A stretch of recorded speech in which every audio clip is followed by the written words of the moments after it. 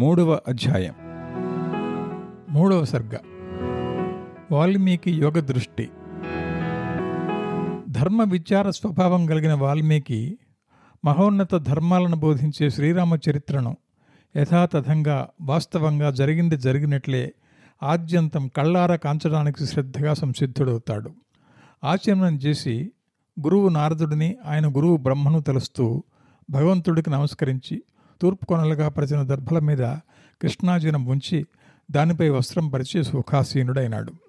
అలా కూర్చుని మనోవృత్తులన్నింటినీ పూర్ణంగా నియమించి ఏకాగ్రచిత్తంతో బ్రహ్మానుగ్రహ మనస్సుతో రామచంద్రుడి చరిత్రనంతా వీక్షించడానికి సన్నద్ధుడయ్యాడు వాల్మీకి. ఏకాగ్రచిత్తుడైన వాల్మీకి సీతారామ లక్ష్మణులు, దశరథుడు, కౌసల్య, సుమిత్ర, కైకేయులతో పాటు అయోధ్యలోని ప్రజలు 50 మంది ఎక్కడ ఎవరెవరు ఏమేమి చేశారో, ఎలా నడుచుకున్నారో, ఎట్లా నవ్వారో, ఎట్లా మాట్లాడుకున్నారో, ఒకరొకరి మంచి రాకపోకలు ఎలా సాగాయో, వాళ్ళు చేసే పనులు ఎలా సాగాయో కళ్లకు కట్టినట్లు కనిపించాయి. పితృవాక్య పాలనకై ఆడిన మాట తప్పిన శ్రీరామచంద్రుడు అడవిలో సీతాలక్ష్మణులతో కూడి చేసిన పనులన్నీ ఉసిరికాయను చూసినట్లు చూశాడు వాల్మీకి. మరింత తృప్తి కలిగేందుకు యోగ సమాధిలోకి పోయి ఏకాగ్ర మనసుతో పాపరహితమైన రామకథను ఆద్యంతము వాస్తవంగా చూసింది చూసినట్లే ఆశాంతం గ్రంథంగా రచించాలని నిర్ణయించుకున్నాడు. ధర్మార్థ కామ మోక్షాలలో ధర్మ మోక్షాలను సవివరంగా, కామార్థాలను క్లుప్తంగా తెలియపరుస్తూ గురువైన నారదుడి బోధను ఏమాత్రం అతిక్రమించకుండా ఆయన ఉపదేశించిన విధంగానే రత్న ఖచ్చితమైన సాగరంలా వినసొంపుగా శ్రీరామ చరిత్రను రచించాడు వాల్మీకి. శ్రీరాముడి జననం, సుబాహుడు తాటక రాక్షసులను వధించి బాల్యంలోనే రాముడు చూపిన పరాక్రమం, ప్రజలపై రాముడుకున్న అనుకూల భావం, ప్రీతి, ఓర్పు, ఆయనపై ప్రజలకున్న నమ్మకం, రాముడి సత్యవాదిత్వం, విశ్వామిత్రుడు చెప్పిన కథలు, శివధనుర్భంగం, సీతా కళ్యాణం, పరశురాముడితో వివాదం చూశాడు. శ్రీరాముడి సుగుణ సంపత్తి, యవ్వరాజ్య పట్టాభిషేకానికి దశరథుడు చేసిన ప్రయత్నం, కైక వ్యవహరించిన తీరు, పట్టాభిషేకం విఘ్నం, రామచంద్రమూర్తి అడవులకు ప్రయాణం, దశరథుడి మరణం, పౌరులందరూ దుఃఖించటం, వారినందరినీ వదిలి రాముడు అడవులకు పోవటం, గుహుడుని కలవటం, సుమంత్రుడిని అయోధ్యకు మరలి పొమ్మనటం, గంగను దాటడం, భరద్వాజ దర్శనం, చిత్రకూటాన్ని చేరటం, పర్ణశాలను నిర్మించుకుని అక్కడ నివసించటం, భరతుడి రాక, అతడిని రాముడు ఆదరించటం, దశరథుడికి తర్పణాలు వదలటం, పాదుకా పట్టాభిషేకం, నంది గ్రామంలో భరతుడు ఉండటం చూస్తాడు వాల్మీకి.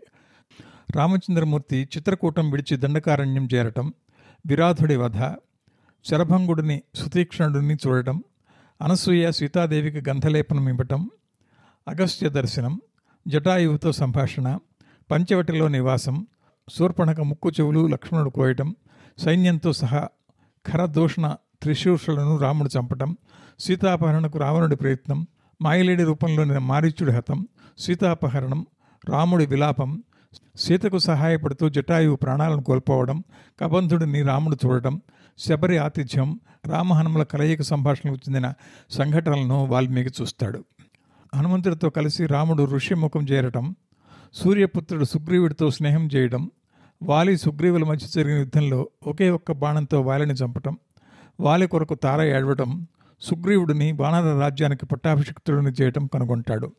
వర్షాకాలం ముగుస్తూనే సీతాన్వేషణకు వెళ్లాల్సిన సమయపాలన తప్పిన సుగ్రీవుడిపై రాముడు కోపించడం, తక్షణమే సుగ్రీవుడు ఆ పని చేపట్టడం, నలుదిక్కులకు వానరసేన వెళ్లాల్సిన వారికి సుగ్రీవుడు దారిలో కనిపించనున్న నగరాలు, వనాలు, ఇతర భౌగోళిక చిహ్నాలు వివరించడం కనిపిస్తుంది.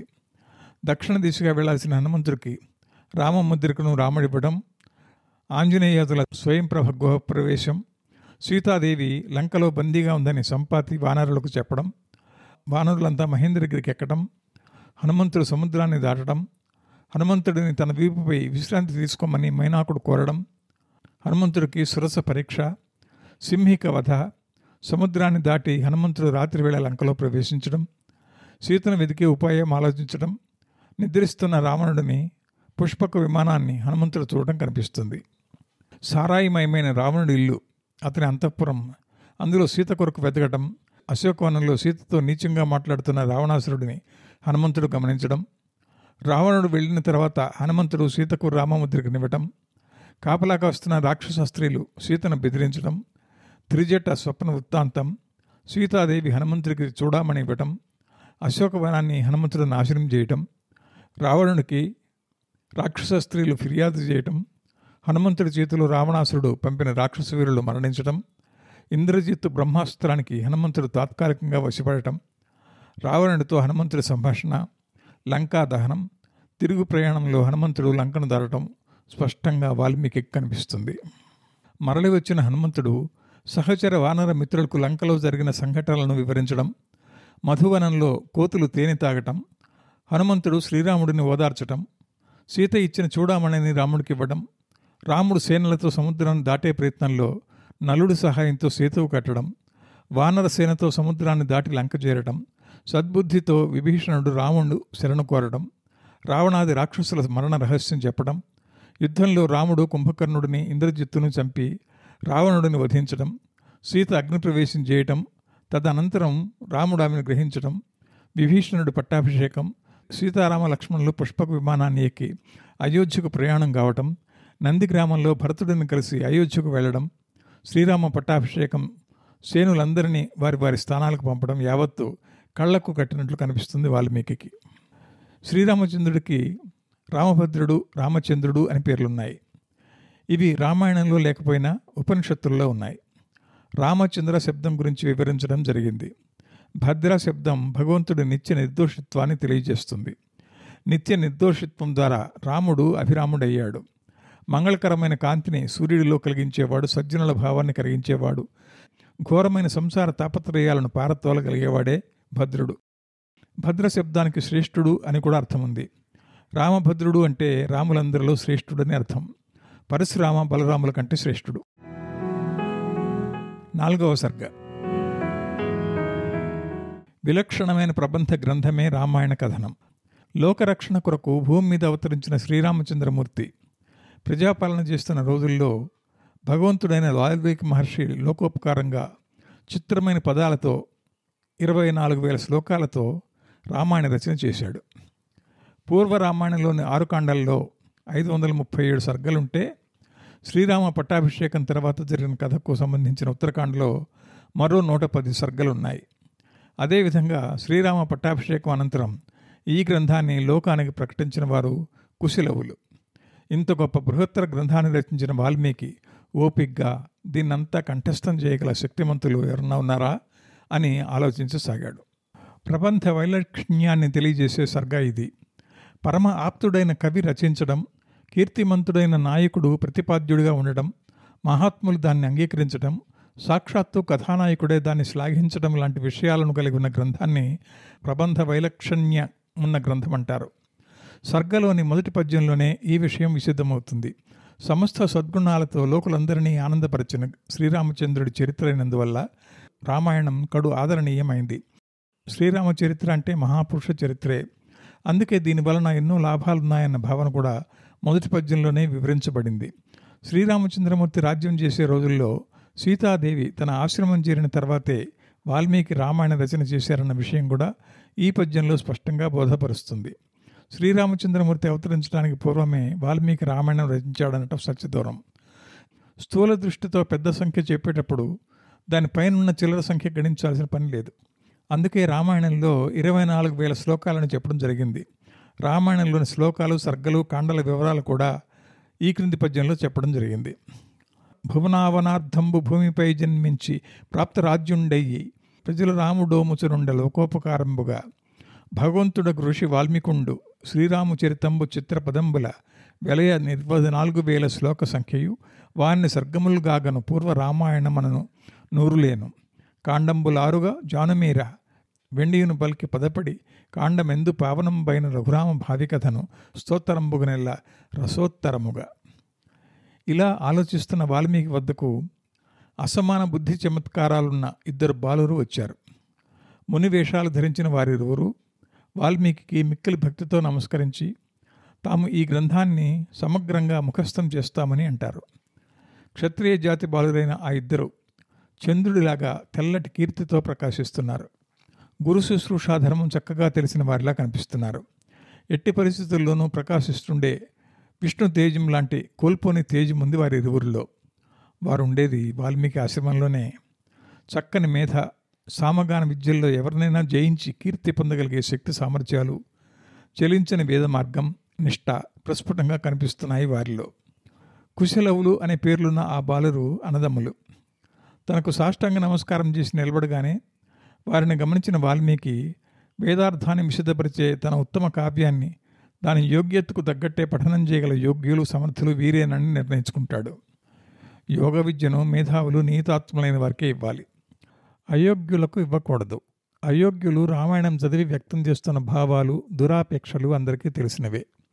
ఎన్నో వ్రతాలను చేసినందువల్ల అత్యధికమైన జ్ఞానాన్ని, మహిమలను సంతరించుకున్న వాల్మీకి మహర్షి రావణవధ అనే నెపంతో ప్రసిద్ధమైన వాక్యాలను ఉన్నదున్నట్టుగా సీతా మహాచరిత్రగా రచించాడు రామాయణాన్ని.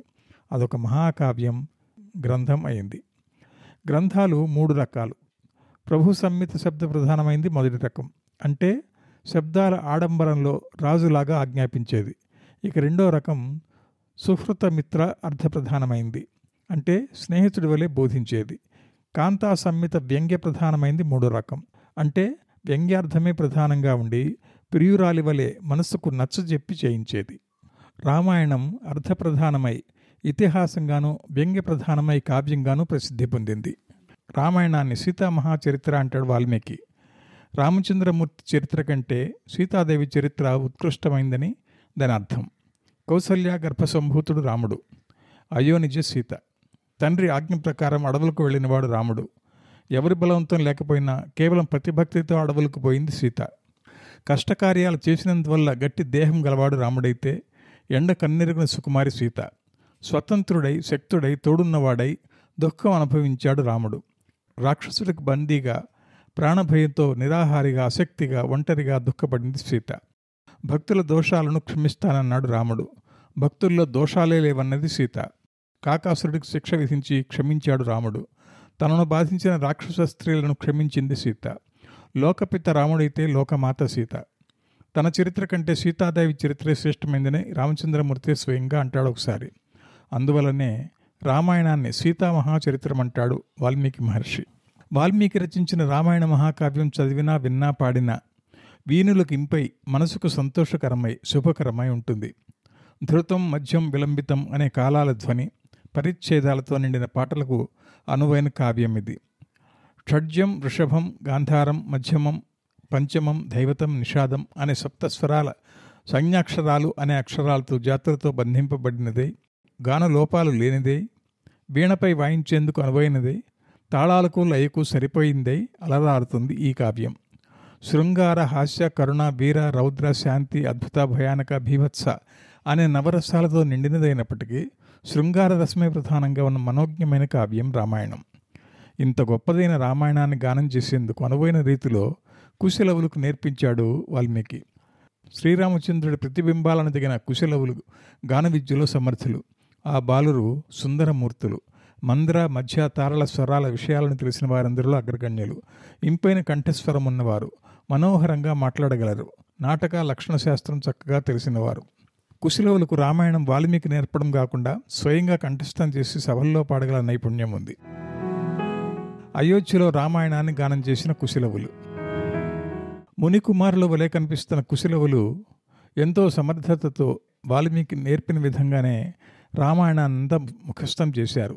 ప్రశస్త రీతిలో కడు సంతోషంతో మహర్షులు, సాధువులు, బ్రాహ్మణులు ఉన్న పెద్ద సభా మండపంలో ధర్మసమ్మతమైన కావ్యాన్ని గానం చేయసాగారు.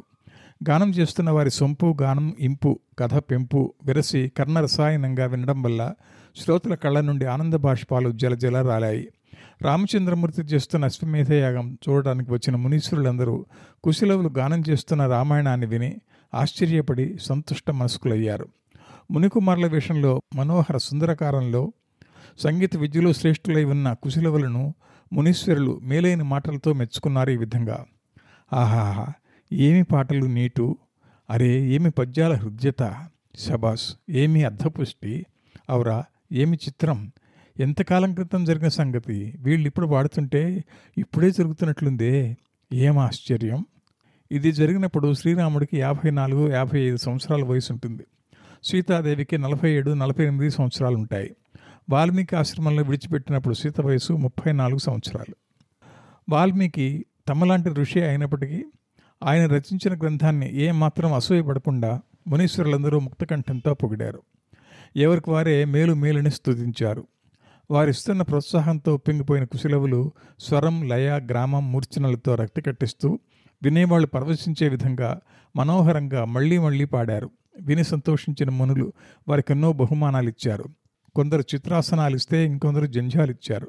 మోంజీలు, పాత్రలు, కమండలాలు, దండాలు, ఇతరత్ర ప్రియమైన వస్తువులెన్నో ఇచ్చారు మునులందరూ. ఏమీ ఇవ్వలేని వారు దీర్ఘాయుషులు కమ్మని దీవెనలిచ్చారు. ఇవన్నీ బహుమానాలే గాని దానాలు కావు. భగవత్కథలు, పురాణాలు చెప్పేవారు ప్రతిఫలాపేక్ష లేకుండానే చెప్పాలి. వినేవారు మాత్రం వారిని సత్కరించాలి. గుంపులు గుంపులుగా జనాలున్న చోట, చిన్న చిన్న వీధుల్లో, సందుల్లో, గొంతుల్లో, రచ్చబండల దగ్గర, అంగడి వీధుల్లో సంతోషంగా పాడారు కుశలవులు. పాడుతున్న బాలకులు నెత్తిపై ముందున్న వెంట్రుకలను ముడేశారు. వెనుకనున్న వెంట్రుకలను జారవిడిచారు. పౌర్ణమి నాటి చంద్రుడిని బోలిన ముఖంపై గోపీ చందనాన్ని రేఖగా దిద్దారు. ఎడమ భుజం పైన వీణదండాన్ని, ఎడమ చేత్తో సొరకాయ బుర్రను ఉంచారు. మెడలో ఒంటి జంచెం ఉంది. నడుం పైన చిన్న నార వస్త్రం చుట్టారు. లేత కుడి చేతి వేళ్లతో వీణ తంత్రులను మీటుతూ మనోహరమైన గానాలతో కాలం తాళం తప్పకుండా వాడవాడ తిరుగుతూ రామాయణ గానం చేశారు కుశలవులు. వీణలు 2 రకాలు: శృతి వీణ, స్వరవీణ. 22 శృతులకు ఉపయోగించేది శృతి వీణ, సప్తస్వరాలను ఉపయోగించేది స్వరవీణ. ఏకతంత్రికి బ్రహ్మవీణ అన్న పేరుంది. 2 తంత్రులుంటే నకులం అంటారు. విపంచికి 21 ఉంటాయి. మత్తకోకిలం, స్వరమండలం, ఆలాపిని, కిన్నరి, పినాకి, పరివాదిని, నిశ్శంక అని మరికొన్నిటిని పిలుస్తారు. సరస్వతి వీణను కశ్యపి అని, నారదుడి వీణను మహతి అని, తుంబురుడి వీణను కళావతి అని, విశ్వావసు వీణను బృహత్తి అని అంటారు. అయోధ్యలోని యజ్ఞశాలలో ఉన్న జనులు, మునులు అందరూ వాల్మీకి రచించిన కావ్యం గురించి, దాని మహిమ గురించి, శ్రేష్టత గురించి వీధి వీధిలో చెప్పుకోవడం జరిగింది. ఆ మహర్షి ఎంతటి మహిమాన్వితుడో కదా అని ఆయన పొగడసాగారు. భావితరాల కవీశ్వరులు రచించబోయే కవితలకు, కావ్యాలకు వాల్మీకి రామాయణం ఆధారం అవుతుందని, రాగాలకు యోగ్యమైనదిగా భావించబడుతుందని, ఓపికగా వినేవారి చెవులకు అమృతధార అవుతుందని, చదివిన వారి ఆయువు వృద్ధి చెందుతుందని పొగడ్తలతో దాని గురించి చెప్పసాగారు. సముద్రంలో ఉన్న రత్నాల్లాగా రామాయణంలో ఉన్న సద్గుణాలు అనంతమని, నవరసాలకు నిల్వ నీడైనదని, వ్యాధులను ఉపశమించే దివ్య ఔషధమని, ఆత్మజ్ఞానాన్ని వృద్ధి చేస్తుందని పొగిడారు దాన్ని. వివిధ రకాల అభినయాలతో, నవరసాల పలుకులతో కుశలవులు గానం చేస్తుంటే సంతోష సాగరంలో మునిగి తేలుతున్న జనావళి ఒళ్ళు మరిచి వారిని భళ్ళీ భళ్ళీ అని మెచ్చుకుంటున్నారు. రామాయణం గానం చేస్తున్న కుశలవులను పిలిపించిన శ్రీరాముడు మునికుమారుల వేషాలను ధరించి మన్మథాకారులై, చంద్రబింబం లాంటి ముఖం ఉన్నవారై, అత్యంత తేజస్సుతో అలరారుతూ చక్కగా రాజవీధుల్లో గానం చేస్తున్న కుశలవులను సూర్య తేజస్సుతో ప్రకాశించే శ్రీరామచంద్రమూర్తి తన ఇంటికి పిలిపించుకుంటాడు. ఆ సమయంలో కుశలవులు నల్లని 9 మించిన ముంగురులతోనూ, లేత చంద్రుడితో పోల్చదగే నొసలతోనూ, శరీర కాంతితోనూ మెరిసిపోతుంటారు. తన తమ్ములు, ఇతర సామంత రాజులు, మంత్రులు మరెందరో తన కూర్చున్న బంగారు సింహాసనం చుట్టూ చేరి తనకు సేవలు చేస్తున్న సమయంలో కుశలవులను ఉద్దేశించి, నాయనలారా, మీరేదో పాడుతున్నారే, దాన్ని నేను వింటాను అని అంటాడు శ్రీరాముడు. మన్మథాకారం గల ముని విశ్వధారులైన కుశలవులిద్దరూ ఒకే రకంగా ఉన్న విషయాన్ని, వారిని చూడగానే సమస్త విద్యలను సరి సమానంగా నేర్చుకున్నట్లుగా తెలుస్తున్న విషయాన్ని నీతిమంతుడైన శ్రీరామచంద్రుడు గమనించి తన మనసులో అనుకుంటున్న దాన్ని తమ్ములతో ప్రస్తావించాడు. తేనెలొలికే అందంతోనూ, అమృతరస ప్రవాహంలోని అలలలాగాను, వేదార్థంలోని సదభిప్రాయంతోనూ వింటున్న కొద్దీ బ్రహ్మానందం కలిగించే విధంగా కుశలవులిద్దరూ గానం చేస్తున్నారని అంటాడు. రామాయణం వేదార్థం కలది. శృతి కటువుగా కాకుండా వినసొంపై కేవలం ఐహిక ఆనందం మాత్రమే కాకుండా అమృతంలాగా మోక్షానందం కూడా కలిగించేది రామాయణం. అలలు ఎలా అంతం లేకుండా వస్తుంటాయో అలానే రామాయణ కావ్యం కూడా ఎప్పటికప్పుడు బ్రహ్మానందం కలిగిస్తూనే ఉంటుంది. అసత్యం అంటే ఎరుగని, అసత్యమాడని శ్రీరామచంద్రుడు తన మనసులో ఉన్న ఇదే విషయాన్ని బయటకంటాడు. ఆనందం 2 రకాలు: విషయానందం, బ్రహ్మానందం. కమ్మని రుచికరమైన పదార్థాలను తినటం, ఇంపైన ధ్వనులను వినటం, పరిమళ పదార్థాలను చూడటం వలన కలిగే ఆనందం విషయానందం. మోక్షకాలంలో పరిపూర్ణ బ్రహ్మానుభవం ద్వారా కలిగే ఆనందం బ్రహ్మానందం. కుశలవుల గానాన్ని వినమని తమ్ముళ్లను ప్రోత్సహిస్తూ, ఈ బాలకులు ఏ రసాన్నైతే అభినయిస్తూ పాడుతున్నారో ఆ రసమే మనలో పుట్టి మనకు అనుభవంలోకి వస్తున్నది. కవిత్వం విషయానికి వస్తే ఆశాంతం విచిత్ర శబ్దాలతో కూడి వినసొంపుగా ఉంది. ఏ దోషాలు లేవు. ఇలాంటి నిర్దుష్టమైన, గుణవంతమైన, శ్లాఘ్యమైన కావ్యాన్ని చంద్రబింబం లాంటి ఈ మునికుమారులు గానం చేస్తున్నారు అని సగౌరవంగా మాటలతోనే బహుకరిస్తూ అంటాడు శ్రీరాముడు.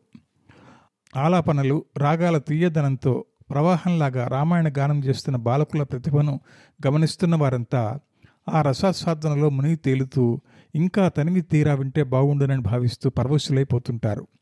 కుశలవులు గానమాధుర్యాన్ని, మనోహరత్వాన్ని ఆస్వాదించడమే కాకుండా పాటకు సంబంధించిన కథలోని విశేషాన్ని కూడా గమనించాలని శ్రోతలను ఉద్దేశించి అంటాడు శ్రీరాముడు.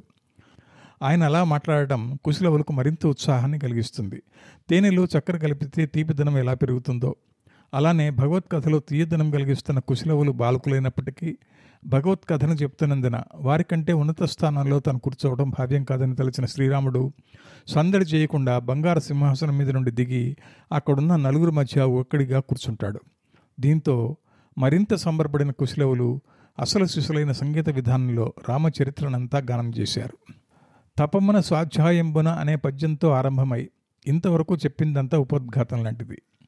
నాటకానికి నాంది ప్రస్తావనలు ఎలా అంతర్భాగాలో రామాయణానికి ఇలాంటి ఉపోద్ఘాతం ఒక అంతర్భాగం. వ్యక్తి వైలక్షణ్యం, విషయ వైలక్షణ్యం, ప్రబంధ వైలక్షణ్యం అనే 3 ప్రధాన విషయాలను రామాయణం చదివే వారికి దానిపై గౌరవం కలిగించేందుకు ఈ ఉపోద్ఘాతంలో వివరించడం జరిగింది. కుశలవులు రామాయణ గానం చేయటం గ్రంథరచన తదుపరి జరిగిన సంఘటన. మరి ఎందుకు ఆరంభంలోనే దీన్ని రాయాల్సి వచ్చింది అన్న ప్రశ్న ఉత్పన్నం కావచ్చు. త్రికాల జ్ఞాని అయిన వాల్మీకి మహర్షి యోగ దృష్టితో రామాయణ వృత్తాంతమంతా ఆద్యంతం మొదటి తెలుసుకునే విధంగానే ఈ విషయాన్ని తెలుసుకుని కుశలవులతో చెప్పించినట్లుగా భావించాలి. వాస్తవానికి ఉపోద్ఘాతంలో తెలియజేసినట్లుగా కుశలవులు రామాయణ గానం చేసిన సంగతి ఉత్తరకాండలో సరైన సందర్భంలో చెప్పడం జరిగింది. దాన్నే శ్రోతలకు సంక్షిప్తంగా ముందుగానే వివరించడం జరిగింది. మొదటి 3 సర్గల్లో స్వవిషయం గురించి, తనకు యోగ దృష్టి కలదని చెప్పడం గురించి, బ్రహ్మ సాక్షాత్కారం గురించి రాయడాన్ని కొందరు వాల్మీకి ఆత్మస్థుతిగా ఆక్షేపించవచ్చు.